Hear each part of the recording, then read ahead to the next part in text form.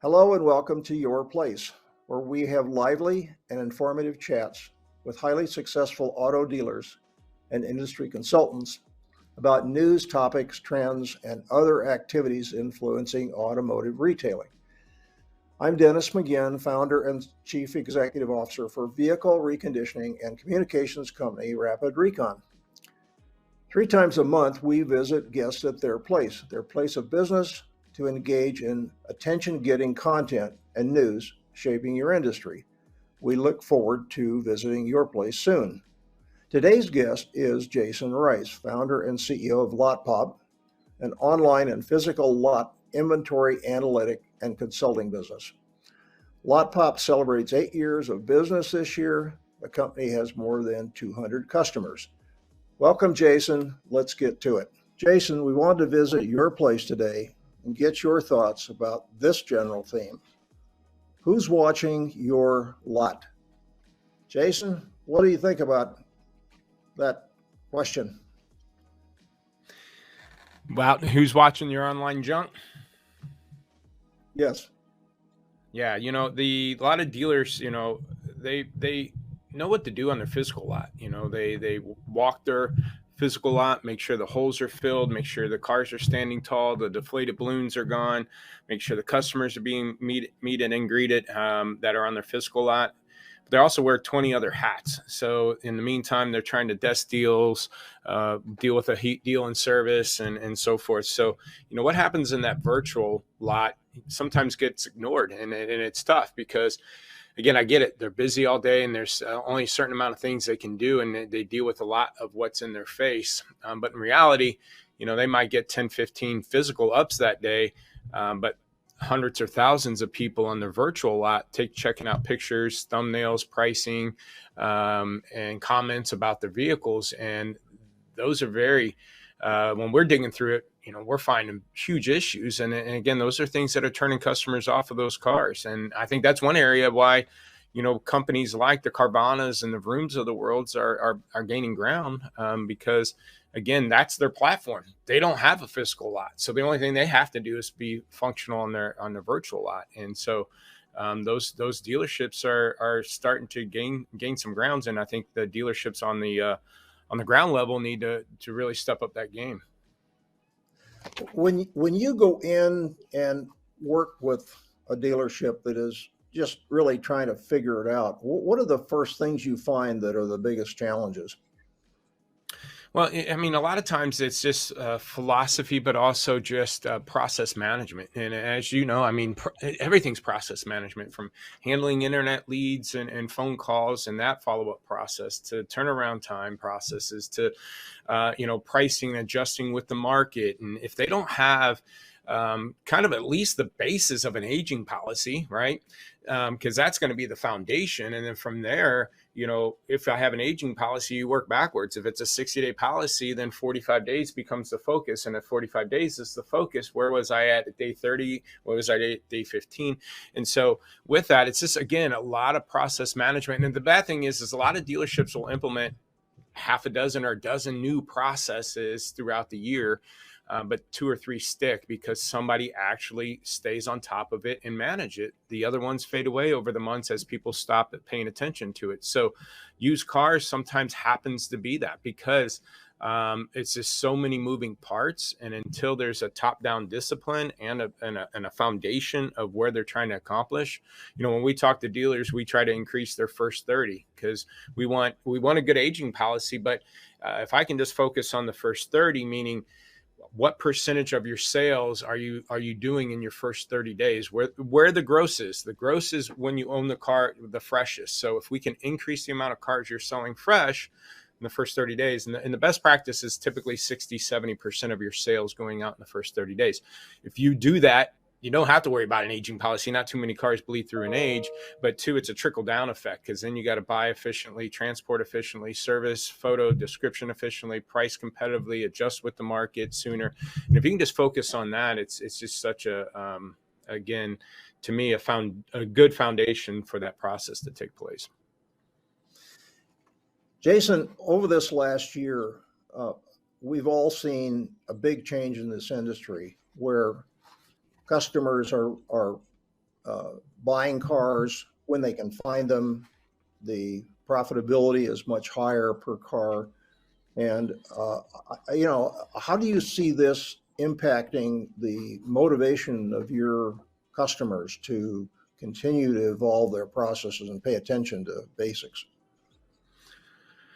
Well, it's good and bad. As dealerships have, it's always the last 5 years have been good used car months or used car years, and they've been decent. So, that's where our platform and being a consultant and trying to help dealers get better, kind of lagged a little bit because of the fact that dealers are actually doing good. And then the last 18 months, they've been knocking the ball off the cover without really having to do a whole lot. And so, they say that the old saying is the worst of habits form at the best of times. And I think that's what's happening right now is dealers can be sloppy. Even the average dealer are having record months. But the difference is, here lately in the last 2 or 3 months, things are starting to normalize. Matter of fact, I mean, personally, based on our company, the way I gauge it, we were lucky if we got one lead off our website in a month. But sometimes a month goes by without us even getting a lead. So any business we're stirring up was just, word of mouth and stuff.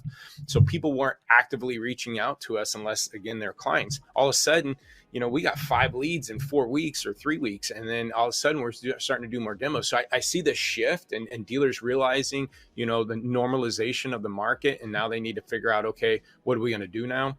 And so, yeah, it's been tough, as the guys, and I think that's a bad thing. Again, the worst of habits form at the best of times. And I think dealerships right now, here's the problem is if you wait as a dealer, if you wait until you feel the problems, meaning you feel things starting to slow down, you're starting to feel like your gross is going away, you're starting to feel like things are starting to slowly move off your lot instead of, if you wait till you feel it, you're already 3 to 4 weeks behind. And so by the time they really feel the pain, they start feeling it, but then they give it a few weeks to see if it goes away and if things come back. And then now they give it another, and then now we're 4 weeks in, they go, crap, we better do something about it. And now, again, they're 8 weeks, they're 2 months behind. And so they're going to have to scramble to catch. And into my ideas, I would use this September activity months, October to position myself for a slower November, December, and January. Use these months to get back into good habits and good process management. Could you maybe just pick one good example out of your success as a company where you felt like you had a very good traction and an ongoing relationship with the particular customer, and they really kind of got it? What made the difference? Was it leadership?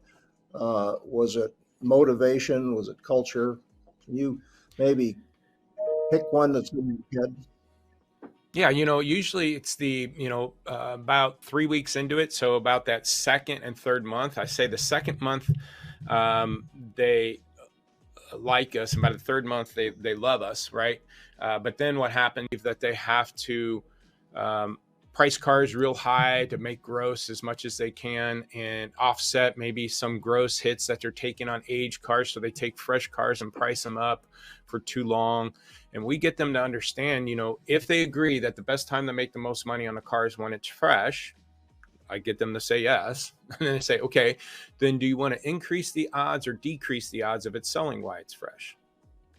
Well, you want to increase the odds. Okay, so pricing it too high, or it's 10 days old and we still don't have photos done. Is that increasing or decreasing the odds of it selling while it's fresh?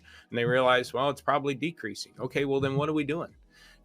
Let's start attacking these cars now and get a lot of dealerships, that are struggling where they go through and have a good month, then they have an aging problem 60 days later, they clean up the aging problem in 30, 45 days, then they're clean for another 30, 45 days, then they're aged again.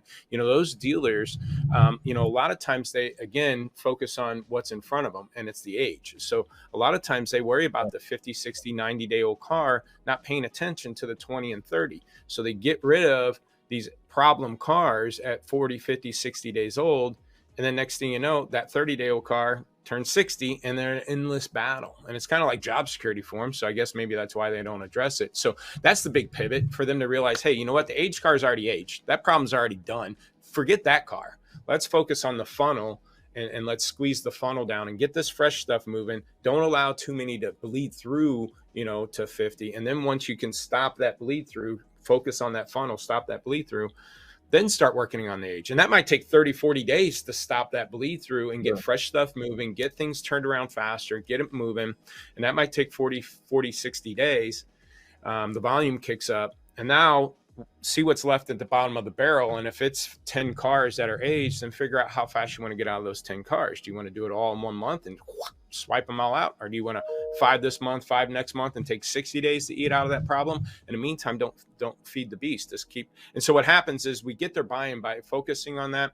But then the next challenge is, as that volume kicks up, they go, crap, now we got to buy more. And then they're buying more, and they're trying to shove 10, 15 cars because they had good months, good weeks. They're, instead of buying 5 in a week or 2, they're buying 15. And now they're shoving it into a turnaround time that's used to handling 5 cars.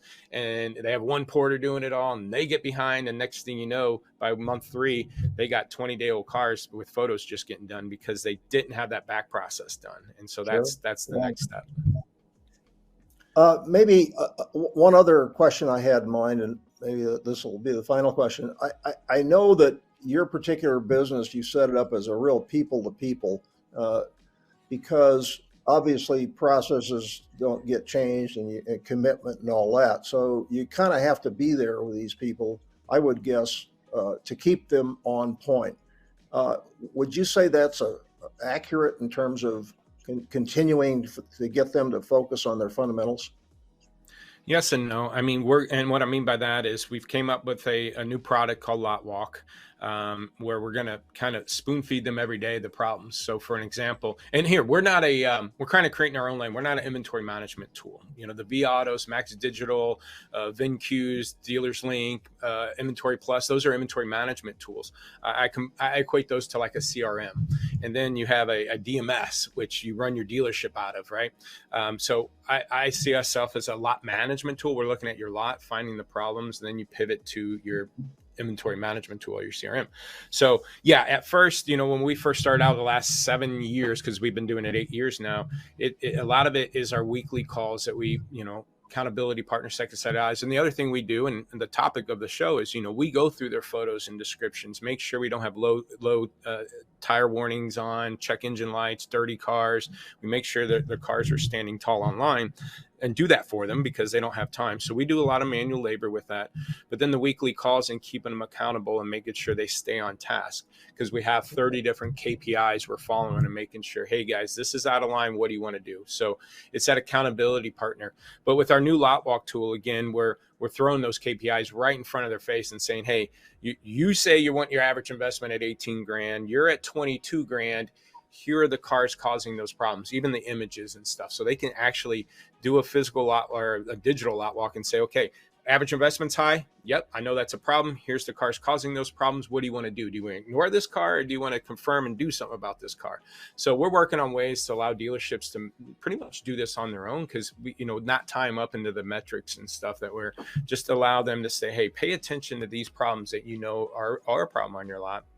And then, you know, because again, you could control that. If you're heavy in 2018s, you're carrying more than you're selling. That's fact. You can do something about that. So let's address your 18s and figure out what cars of my 2018, which cars are the biggest concerns. And so if I can present that to them every day and make it easier for them, they might not need our call as much because they're paying attention to it sooner. So yes and no. I do think a lot of our long-term dealerships, I have a dealer that's been with me 7+ years. He wants to be on these calls because he wants a second set of eyes and somebody to punch him in the gut every once in a while. So I do think a lot of dealers, and think about that, the big dealer groups, the big successful private or publicly held companies out there, they have used car directors, they have used car assistants, where that one dealer in the Ford store in the middle of nowhere have one used car manager handling 100 cars. And so that person, I think, could benefit from additional support and help.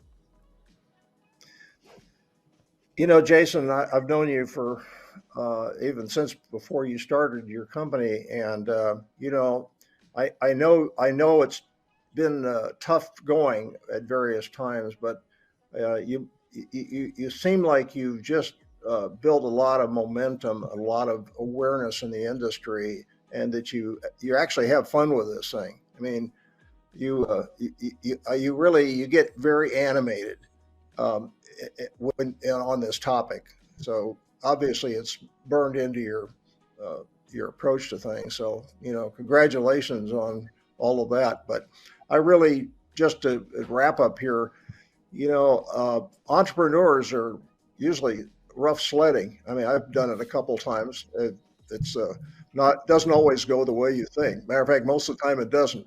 So, Yeah. but I just like to say, in this session, my hats off to you for what you achieved, and the fact that you've gotten to a point where I think you're having fun with this business, and that's where it all comes together for me. No, and I So appreciate your support and mentorship through all this. And like I said, we've been talking for quite a while here. And yeah, 8 years into this, I would have thought I would have been a lot farther than I am. Again, like you said, it doesn't go, but I like being the tortoise. I think strategically planning this out and having a good team behind me to allow me to have fun. Because a lot of the burdens of the daily operation I can put on them, so I can, then you can start being a little bit more creative in what you're trying to accomplish. yeah, well, yeah, you're right. It makes a big difference. A good, strong team of people can make you look really good, and give you time to think about the other things that need to be done. Thank you very much. Thanks for coming to Okay. my place. Oh, yeah, your place. This is what it's all about. And I, I love your back wall. It really says a lot about you and your company. Yeah. So thank you, Jason. Appreciate your time. Thanks, Dennis.